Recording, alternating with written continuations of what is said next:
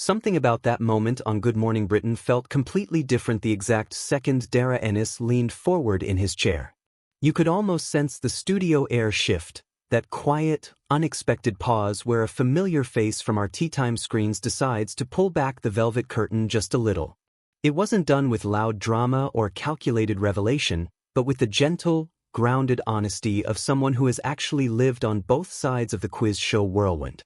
There he was, sitting on the iconic morning sofa, and you could see the genuine warmth in his eyes as he directly addressed what so many of us have quietly wondered while shouting answers at our televisions every single evening.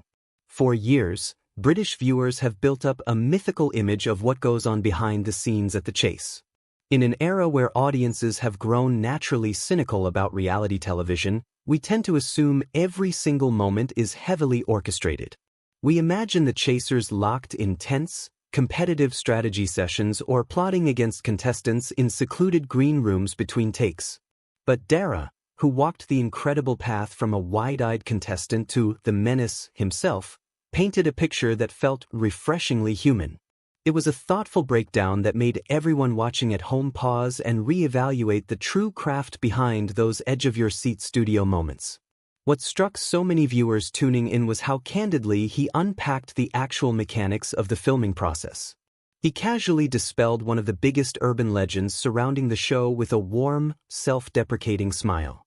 People genuinely believe the chasers all live together in some mysterious shared house, endlessly swapping trivia facts over breakfast like superhero rivals. Darragh gently laughed off the idea, explaining that the show is recorded in intense production blocks. The reality is far more grounded. They spend vast stretches of time apart, often seeing more of Bradley Walsh and the technical floor crew than their fellow quizzers. If you analyzed the studio atmosphere in that moment, that revelation didn't ruin the magic, it actually deepened it. Some people watching online began wondering whether that physical distance is precisely what makes their on-screen chemistry feel so special and earned. When the chasers trade sharp quips, it isn't rehearsed off-camera or forged over shared meals. It is earned in those intense studio hours under the bright lights. It humanized the entire operation, reminding us that these aren't larger-than-life television monsters. They are dedicated professionals who show up, bring their absolute best, and then step back into their normal lives. Then came the discussion about the money, and this was where you could feel a collective shift among the audience. We have all had our hearts sink when a contestant takes a controversial low offer under pressure. But Darragh explained it with incredible psychological nuance. To the chasers and the game system, the cash isn't real money until that final chase is won and the buzzer sounds. Up until that final second, they are essentially playing with numbers on a digital screen, pretend stakes in a high-intensity psychological battle. The emotional weight in his delivery during that part of the conversation was unmissable. He wasn't dismissing the contestants' dreams or belittling the prize pot. He was highlighting the immense mental strain of the studio environment. Viewers noticed how this completely reframed those agonizing decisions.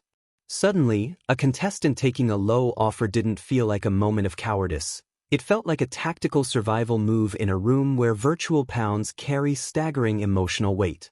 It transformed a simple television debate into a fascinating breakdown of human psychology under intense public pressure. What made the segment truly linger, though, was Darragh's quiet admiration for the absolute fairness baked into the show's core. He spoke openly about independent adjudicators stepping in, recording being paused to verify contested answers, and the strict commitment to rulebooks. In a world where viewers constantly question whether competition shows are manipulated for drama, knowing that an impartial team protects the integrity of every single second felt profoundly reassuring. You could see the Good Morning Britain presenters nodding along, captivated by the transparency. He was inviting the audience into the family of the show, treating us as people who genuinely care about the truth behind the entertainment we love. That sense of humility is woven into Darragh's entire identity, and it resonated powerfully throughout the chat. Here is a man who went from studying insect brains as an Oxford neuroscientist to receiving a call-up to join one of the biggest television franchises in British history, a call he initially dismissed as a prank from his mates. Yet he sits on live morning TV without a shred of arrogance. He doesn't claim to be an untouchable genius, but rather someone who worked tirelessly to retain a little bit about a lot. That accessible brilliance is the secret engine behind why British audiences connect so deeply with certain television personalities.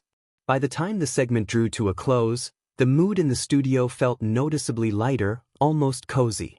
The natural rhythm of morning television had blended seamlessly with an insightful breakdown of a national institution. It served as a gentle reminder of why we keep coming back to these daily shows. It isn't just about who wins the prize money or how fast a trivia answer is delivered. It is about the human stories underneath the bright lights, the misconceptions we carry, and the unexpected truths that make us appreciate the craft even more. Maybe what stayed with people after the broadcast wasn't an explosive headline or a shocking scandal, but the quiet satisfaction of seeing something we cherish explained with such respect and authenticity. Did you happen to catch Darragh's interview live on Good Morning Britain, and did his perspective change the way you'll watch the chase this evening? What was the most surprising detail that stood out to you? Drop your thoughts in the comments below, and let us know what you noticed beneath the surface.